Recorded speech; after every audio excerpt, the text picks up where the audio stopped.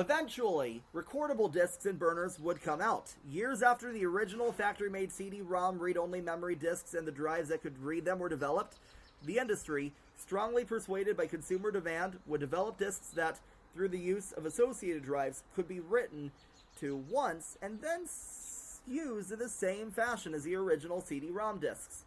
The firmware with which the drives were equipped could vary, the power of the laser at least, to achieve the desired result.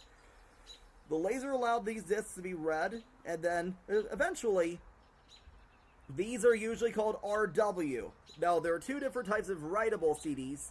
The first type is recordable, that is R, and then RW is actually rewritable. For the first, like a CDR, it's written once, and then the disc is finalized. CDRWs are never finalized. You can write again. It's not finalized on the RW. Note that over time and with several rewrites, these types of discs can become unstable, but that's also the case with solid-state drives, even more so than with spinning hard drives nowadays. Burnable DVDs use similar nomenclature to CDs with a notable twist.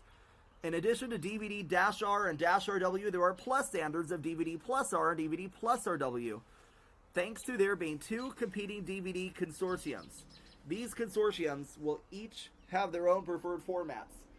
The plus standards come from the DVD plus RW Alliance, while the dash counterparts are specifications of the official DVD forum. The number of sectors per disc varies between the plus and dash variants, so older drives might not support both types. The firmware in today's drives knows to check for all possible variations in encoding and capability, so you shouldn't run into problems today, but it is possible. Finally, the R suffix, BDR, is duplicated to denote a disc capable of being recorded only by the consumer, only once. Instead of the familiar RW, however, the association would settle on BDRE, short for re-recordable, instead of rewritable. As a result, watch for discs labeled BDR and BDRE instead of BDRW. Dual-layer versions of the discs can be found as well. And